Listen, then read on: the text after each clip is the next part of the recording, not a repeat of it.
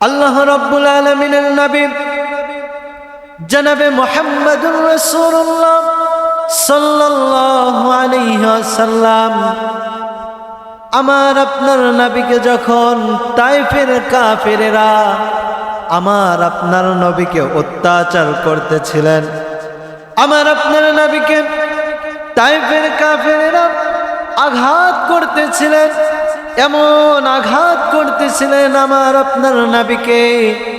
তায়েফের কাফেরেরা আমার আপনার নবীকে জুলুম করতে করতে জুলুমের শেষ পর্যায়ে নিয়ে গিয়েছে। জুলুম করতে করতে জুলুম করার মধ্যে যেই সময় কোনো কমতি রাখেন নাই, সেই সময় আল্লাহর নবীর সাহাবীরা আল্লাহর নবীকে ডাক দিয়ে বলেন, ইয়া রাসূলুল্লাহ, ইয়া রাসূলুল্লাহ, ইয়া হাবিবাল্লাহ, ওগো আল্লাহর পয়গম্বর, তায়েফের কাফেররা তো আপনি নবীর উপর অনেক অত্যাচার করতেছে, আপনি নবীর উপর অনেক জুলুম করতেছে। ইয়া রাসূলুল্লাহ, ইয়া হাবিবাল্লাহ, আপনি এই সকল তায়েফের কাফেরদের জন্য আপনি নবী বদদুয়া করেন। সেই সময় যদি আমার আপনার নবী জনাবে মুহাম্মদুর রাসূলুল্লাহ সাল্লাল্লাহু আলাইহি ওয়াসাল্লাম একবার যদি মহান আল্লাহ রাব্বুল আলামিনের কাছে বলতেন, হে আরশের মালিক, হে আল্লাহ, আপনি এই সকল তায়েফের কাফেরদেরকে ধ্বংস করে দেন, আমার আপনার নবী বদদুয়া করতে দেরি আল্লাহ রাব্বুল আলামিন ওই সকল তায়েফবাসী কাফেরদেরকে ধ্বংস করতে দেরি করতেন না। যেই সময় আল্লাহর নবীর সাহাবীরা আল্লাহর নবীকে ডাক দিয়ে বলে, ইয়া রাসূলুল্লাহ, আপনি এই সকল তায়েফের কাফেরদের জন্য বদদুয়া করে দেন, আল্লাহ রাব্বুল আলামিন যেন এই তায়েফের কাফেরদেরকে ধ্বংস করে দেয়। আল্লাহ রাব্বুল আলামিনের পয়গম্বর আল্লাহ রাব্বুল আলামিন তো কোরআনুল কারীমের মধ্যে স্পষ্ট করে জানিয়ে দিয়েছেন, ওয়ামা আরসালনাকা ইল্লা রাহমাতাল লিল আলামিন। জোরে বলুন আল্লাহু আকবার। আল্লাহ রাব্বুল আলামিন তো কোরআনুল কারীমের মধ্যে স্পষ্ট করে জানিয়ে দিয়েছেন, আমি আমার নবী জনাবে মুহাম্মদুর রাসূলুল্লাহ সাল্লাল্লাহু আলাইহি ওয়াসাল্লামকে পাঠিয়েছি মানুষের জন্য রহমত হিসাবে। আল্লাহর নবীকে যখন সাহাবারা প্রস্তাব করলেন, ইয়া রাসূলুল্লাহ, ইয়া হাবিবাল্লাহ, এই সকল কাফেরদের জন্য বদদুয়া করে দেন, আমার আপনার নবী জনাবে মুহাম্মদুর রাসূলুল্লাহ সাল্লাল্লাহু আলাইহি ওয়াসাল্লাম সেই দিন ইচ্ছা করলেই কাফেরদের জন্য বদদুয়া করতে পারতেন, কিন্তু তিনি সেই দিন বদদুয়া করেন নাই। তিনি সাহাবাদেরকে ডাক দিলে, আমার সাহাবারা, আল্লাহ রাব্বুল আলামিন আমাকে জমিনের মধ্যে লানত হিসাবে জমিনের মধ্যে পাঠায় নাই, আমাকে আল্লাহ রাব্বুল আলামিন জমিনের মধ্যে রহমত হিসাবে পাঠিয়েছেন। সুবহানাল্লাহ, কেমন নবী, কেমন উদারতা, কেমন রহমত আল্লাহ রাব্বুল আলামিন নবীজিকে দান করেছেন, কেমন দয়া আল্লাহ রাব্বুল আলামিন হাবিবকে দান করেছে।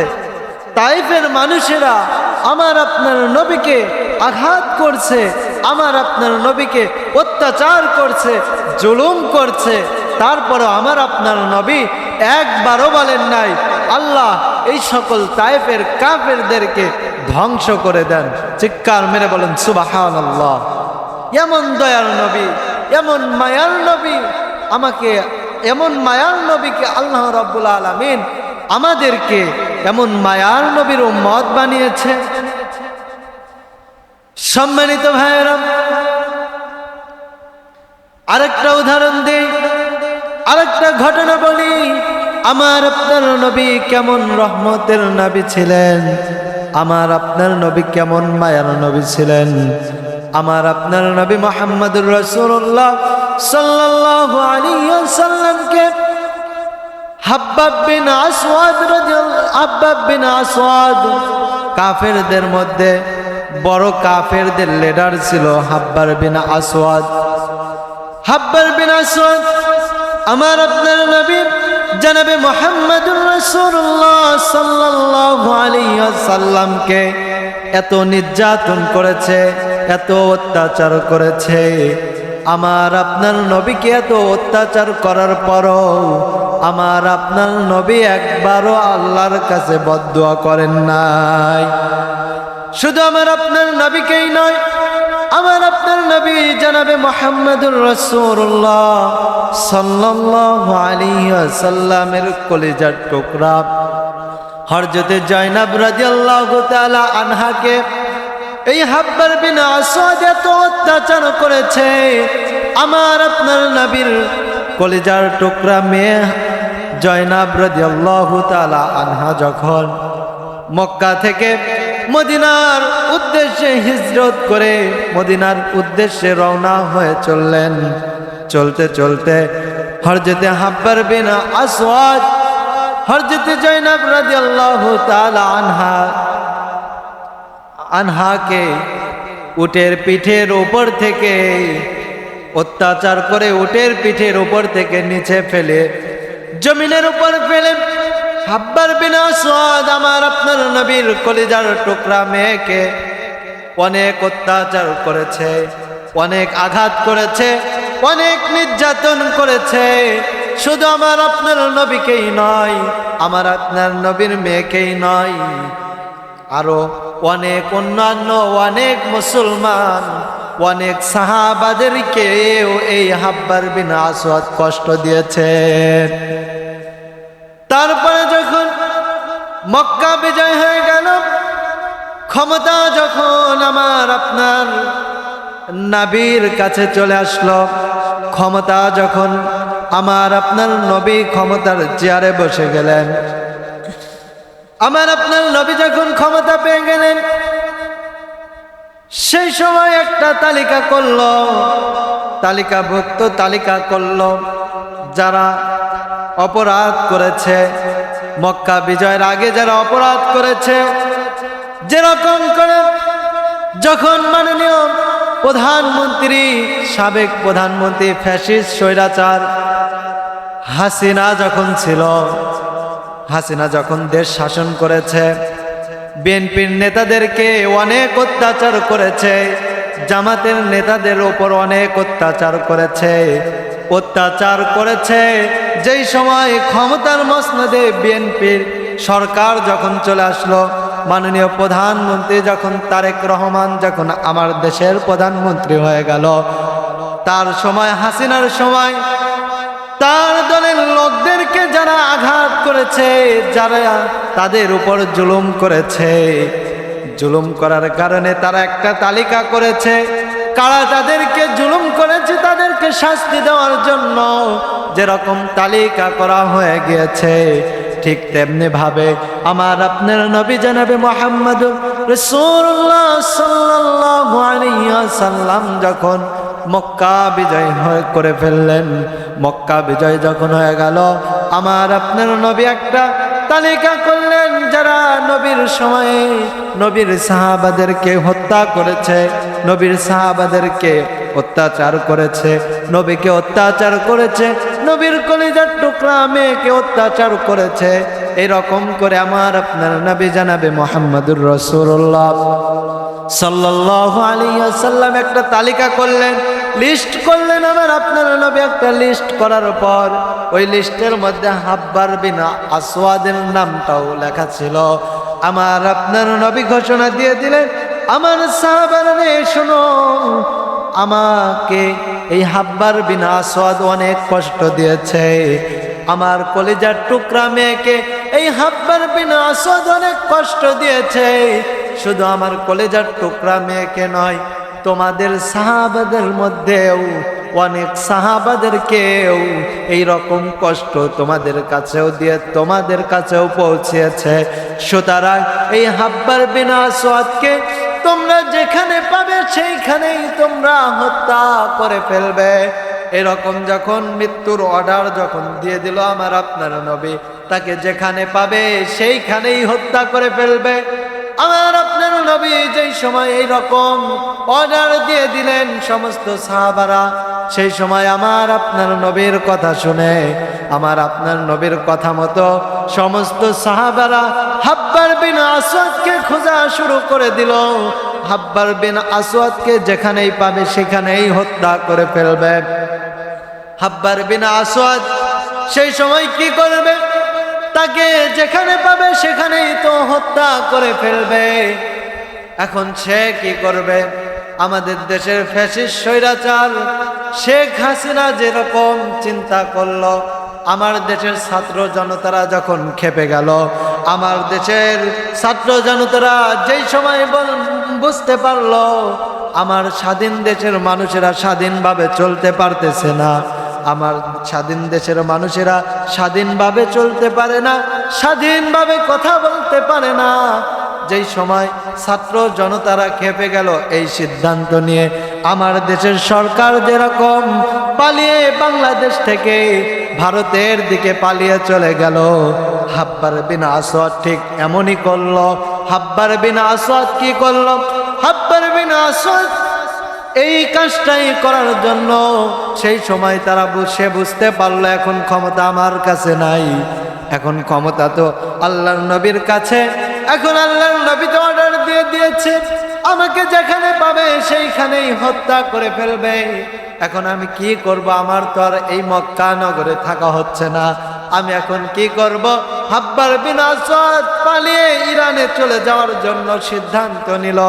ইরানে যাওয়ার জন্য সিদ্ধান্ত গ্রহণ করলো যে আমি পালিয়ে মক্কা থেকে ইরানে চলে যাব। হাব্বার বিন আসওয়াদ যখন এরকম সিদ্ধান্ত নিল, কিন্তু কোনোভাবেই এরকম মক্কা থেকে পালিয়ে ইরানে চলে যাওয়া তার জন্য সম্ভব হচ্ছে না, কারণ আল্লাহর নবীর সমস্ত সাহাবারা আল্লাহর নবীর সাহাবারা তাকে যেখানেই পাবে সেখানেই হত্যা করে ফেলবে, বিধায় সে পালাতে পারছে না। কোনরূপভাবে হাব্বার বিন আসওয়াদ পালিয়ে যে ইরানে চলে যেতে চেয়েছিল, ইরানে চলে যাওয়ার ডিসিশনটা পাল্টিয়ে ফেললেন। সে আর পালিয়ে ইরানে চলে যাবেন না, সে লুকিয়ে লুকিয়ে সাহাবাদের চোখ ফাঁকি দিয়ে সে আমার আপনার নবী জানাবে মুহাম্মদুর রাসূলুল্লাহ সাল্লাল্লাহু আলাইহি ওয়াসাল্লামের কাছে গেলেন। আমার আপনার নবীর দরবারে গিয়ে বলতেছে, ইয়া রাসূলুল্লাহ, ইয়া হাবিবাল্লাহ, আপনি আমার বিরুদ্ধে মৃত্যুদণ্ড দিয়ে দিয়েছেন, আমাকে আপনার সাহাবীরা যেখানেই পাবে সেখানেই তো আমাকে হত্যা করে ফেলবে। ইয়া রাসূলুল্লাহ, আমি চেয়েছিলাম আপনাদেরকে যে অত্যাচার করেছি আমার শাসন থাকতে, আমার শাসন আমাল থাকতে আমি যেরকম অত্যাচার করেছি আপনাদের উপর, আপনি আপনার ক্ষমতায় আসার পরে আমাকে মৃত্যুদণ্ড দিয়েছেন, আমাকে যেখানে পাবে সেখানেই হত্যা করার হুকুম দিয়ে দিয়েছেন। সেজন্য আমি চেয়েছিলাম মক্কা থেকে পালিয়ে ইরানে চলে যাব ইয়া রাসূলুল্লাহ, কিন্তু আমি আপনার দয়ার সামনে, আপনার রহমতের সামনে, আপনার ক্ষমার সামনে যখন আসলাম, আসার সঙ্গে সঙ্গে মক্কা থেকে পালিয়ে যে ইরানে চলে যেতে চেয়েছিলাম, এই সিদ্ধান্ত পাল্টে ফেলেছি ইয়া রাসূলুল্লাহ, আমি এই সিদ্ধান্ত পাল্টিয়ে ফেলেছি। সুতরাং আমি মক্কা থেকে আর ইরানে পালিয়ে যাব না, ইরানে পালিয়ে যাব না। ইয়া রাসূলুল্লাহ, ইয়া হাবিবাল্লাহ, আপনার কাছে আমার যেই অপরাধের কথাগুলো পৌঁছেছে, আপনি রাসূল আমার নামে আমি যতগুলো অসঙ্গত কাজ, রাষ্ট্রীয় বিরোধী কাজ যত যা করেছি, মানুষকে অত্যাচার করেছি, অন্যায়ভাবে জুলুম করেছি, অত্যাচার করেছি, এই অত্যাচারের কথা যা কিছু আপনার কানে এসেছে, ইয়া রাসূলুল্লাহ, ইয়া হাবিবাল্লাহ, আমি যেই সকল কথাগুলো আপনি রাসূলের কানে এসেছে, এই সমস্ত সকল কথাই সঠিক, সে তার এমনভাবে কৌশল খাটিয়ে আমার আপনার নাবির কাছে গিয়েছে যে বলতেছি ইয়া রাসূলুল্লাহ, ইয়া হাবিবাল্লাহ, আমার অপরাধের কথা, আমার অন্যায়ের কথা, আমার অসঙ্গত কাজ, আইন বিরোধী কাজ, রাষ্ট্রীয় বিরোধী কাজ, যে সকল কথাগুলো আপনার কানে এসেছে সমস্ত কথাগুলোই সঠিক, সমস্ত কথাই সত্য। আমি এরকম অত্যাচার করেছি, কিন্তু ইয়া রাসূলুল্লাহ এই সকল সমস্ত কথাগুলো সঠিক, কিন্তু ইয়া রাসূলুল্লাহ, ইয়া হাবিবাল্লাহ, এই সমস্ত সকল কথাই সঠিক হলেও এখন আমি আমার ভুল স্বীকার করতেছি। আমি আপনার কাছে আসছি ইয়া রাসূলুল্লাহ, আপনি আমাকে মাফ করে দেন, যাতে সাহাবারা আমাকে অত্যাচার না করে, আমাকে যেন মেরে না ফেলায়। সে যেরকম অপরাধ করেছে তার তো প্রাপ্ত ছিল তাকে মৃত্যুদণ্ড দিয়ে দেওয়া, তাকে অত্যাচার করে তাকে মৃত্যুবরণ, তাকে ফাঁসির কাস্টে ঝোলানোর মতো অপরাধ তিনি করেছেন। কিন্তু আমার আপনার নবী জনাবে মুহাম্মদুর রাসূলুল্লাহ সাল্লাল্লাহু আলাইহি ওয়াসাল্লামের কাছে এরকম কৌশল কাটিয়ে যখন কথা বললেন, ইয়া রাসূলুল্লাহ সমস্ত কথাই সঠিক, আমি যত অপরাধ করেছি সমস্ত কথাই সঠিক, কিন্তু আমি এখন আমার ভুল স্বীকার করছি, ইয়া রাসূলুল্লাহ আমাকে আপনি মাফ করে দেন, আর আমি এখন ইসলাম গ্রহণ করতে চাই। আমার আপনার নবী তার পিছনের যত অপরাধ ছিল সমস্ত অপরাধগুলো আমার আপনার নবী মাফ করে দিয়েছেন। শুধু মাফ করে দেন নাই, তাকে মাফ করে দেওয়ার পরে আল্লাহ রাব্বুল আলামিনের কাছে কাফেরদের লিডার হাব্বার বিন আসওয়াদ, কাফেরদের লিডার হওয়া সত্ত্বেও তার ভুল স্বীকার করার পরে আল্লাহ রাব্বুল আলামিন তাকে এত ভালোবেসেছেন, আমার আল্লাহ রাব্বুল আলামিন এত ভালোবেসেছেন। আল্লাহ রাব্বুল আলামিন সাহাবীদের নামের পরে যেরকম উপাধি লাগিয়ে দিয়েছেন, সমস্ত সাহাবীদের নামে যেরকম লাগিয়েছে, হযরত আবু বকর সিদ্দিক রাদিয়াল্লাহু তাআলা আনহু, হযরত ওমর রাদিয়াল্লাহু তাআলা আনহু, হযরত উসমান রাদিয়াল্লাহু তাআলা আনহু, হযরত আলী রাদিয়াল্লাহু তাআলা আনহু, ঠিক তেমনি ভাবে এই কাফেরদের সরদার হওয়ার পরেও তার ভুল স্বীকার করার পর আমার আপনার আল্লাহ রাব্বুল আলামিন এই হাব্বার বিন আসওয়াদের নামের শেষেও শুধু হাব্বার বিন আসওয়াদ লাগান নাই, হাব্বার বিন আসওয়াদ রাদিয়াল্লাহু তাআলা আনহু উপাধি দিয়েছেন। চিৎকার মেরে বলুন সুবহানাল্লাহ। সম্মানিত হাজিরিন, এই যে আমার আপনার নবীর উদারতা, আমার আপনার নবী যে রহমত হিসাবে পাঠিয়েছেন, এটাই তো দয়া, এটাই তো রহমত। আমার আপনার নবী কেমন রহমত ছিলেন, কেমন রহমত হিসাবে পাঠিয়েছেন।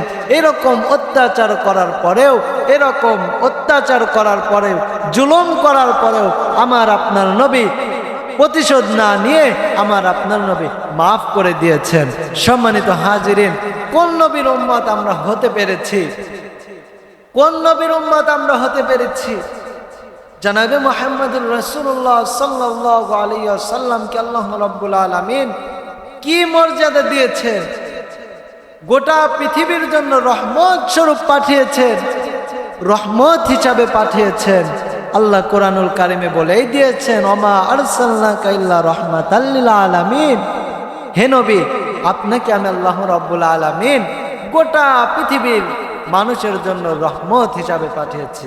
সম্মানিত হাজিরিন, আমরা এই সকল মানুষরা আমাদের আগে যারা ছিল এই নবীর উম্মত হওয়ার জন্য আল্লাহর কাছে আর্তনাদ করেছে।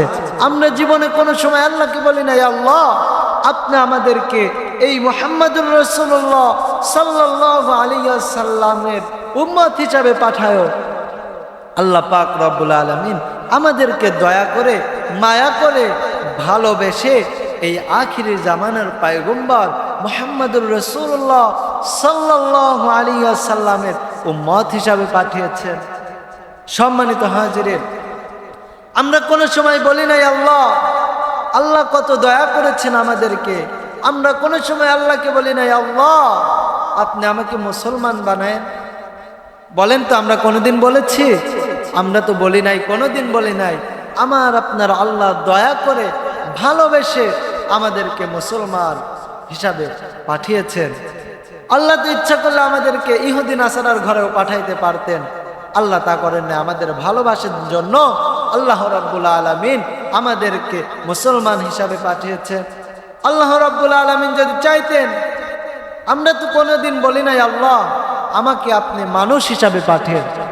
আমরা কি বলেছি কোনোদিন যে আল্লাহ আপনি আমাদেরকে মানুষ হিসাবে পাঠান, আমরা মানুষ হয়ে যেতে চাই? আমরা কিন্তু কোনোদিনও আল্লাহকে বলি নাই। আল্লাহ রাব্বুল আলামিন দয়া করে আমাদেরকে মানুষ হিসাবে পাঠিয়েছেন। আল্লাহ বলেন, বান্দা আমি যদি তোমার রূহটাকে যদি কুকুরের মধ্যে দিতাম, তুই বান্দা কুকুর হয়ে যাইতি। বান্দা তোর রূহটাকে যদি বিড়ালের মধ্যে দিতাম, বান্দা তুমি বিড়াল হয়ে যাইতা। আমরা কিন্তু কোনো সময় আল্লাহকে বলি নাই আল্লাহ আমাদেরকে মানুষ হিসাবে পাঠায়। আল্লাহ রাব্বুল আলামিন আমাদেরকে মানুষ হিসাবে পাঠিয়েছেন। সুতরাং আল্লাহ রাব্বুল আলামিন যা কিছু হুকুম দিয়েছেন, যা কিছু হুকুম দিয়েছেন সমস্ত হুকুম আমাদেরকে মানতে হবে। আল্লাহর নবী মুহাম্মদুর রাসূলুল্লাহ সাল্লাল্লাহু আলাইহি ওয়াসাল্লাম কিয়ামতের ময়দানে পেরেশান থাকবে এই উম্মতের জন্য, আমাদের জন্য। আল্লাহর নবী পেরেশান হয়ে যাবেন, পেরেশান হয়ে যাবেন। একবার এদিকে যাবেন, আমার উম্মতের কি অবস্থা, একবার ওদিকে যাবে, আমার উম্মতের কি অবস্থা। সম্মানিত হাজিরিন, যেই সময় আমার আপনার নবী জনাবে মুহাম্মদুর রাসূলুল্লাহ সাল্লাল্লাহু আলাইহি ওয়াসাল্লাম কিয়ামতের ময়দানে পেরেশানি হয়ে যাবেন, একবার এদিকে দৌড়াবেন, একবার ওদিকে দৌড়াবেন। আমার আপনার নবী যখন এদিকে ওদিকে দৌড়াতে থাকবেন, সেই সময় হযরতে আদম আলাইহিস সালাম দেখতে পাবেন আমাদের নবীর উম্মত, আমাদের নবী জনাবে মুহাম্মদুর রাসূলুল্লাহ সাল্লাল্লাহু আলাইহি ওয়াসাল্লামের উম্মতদেরকে হাত করা পরিয়ে পায়ের মধ্যে জাহান্নামী শিকল বেঁধে জাহান্নামের দিকে টেনে নিয়ে যাচ্ছে। সম্মানিত হাজিরিন, কেমন নবীর উম্মত আমরা হতে পেরেছি একটু লক্ষ্য করেন। আমার আপনার নবী উম্মতদেরকে যখন, আমাদের মতো উম্মতদেরকে যখন ফেরেশতারা জাহান্নামের দিকে টেনে টেনে নিয়ে যাবে, সেই সময় আমাদের আদি পিতা হযরত আদম আলাইহিস সালাম ডাক দেবে, হে মুহাম্মদ। ডাক দেওয়ার সঙ্গে সঙ্গে আমার আপনার নবী জনাবে মুহাম্মদুর রাসূলুল্লাহ সাল্লাল্লাহু আলাইহি ওয়াসাল্লাম সঙ্গে সঙ্গে দৌড়ে আসবেন। দৌড়ে আসার পরে হযরত আদম আলাইহিস সালাম ডাক ধরবে, হে মুহাম্মদ, দেখো তোমার উম্মতদেরকে কি রকম করে টানতে টানতে ফেরেশতারা জাহান্নামের দিকে নিয়ে যাচ্ছে। এই দৃশ্য দেখার পরে আমার আপনার নবী, মায়ার নবী রাহমাতুল লিল আলামিন ফেরেশতাদের কাছে যাবেন। ফেরেশতাদের কাছে যে বলবে, ফেরেশতারা রে, আমার এই সকল উম্মতদেরকে কোথায় নিয়ে যাও, আমার এই সকল উম্মতদেরকে ছেড়ে দাও। ফেরেশতারা ডাক দেবে, ইয়া রাসূলুল্লাহ, ইয়া হাবিবাল্লাহ, আপনার এই সকল উম্মতদের আমলনামা বাম হাতে আসছে, সুতরাং আপনার এই উম্মতেরা জাহান্নামী ঘোষণা হয়ে গিয়েছে, জাহান্নামী তারা যে যাবেন জাহান্নামে ঘোষণা হয়ে গিয়েছেন। আমরা তাদেরকে জাহান্নামের দিকে নিয়ে যাচ্ছি।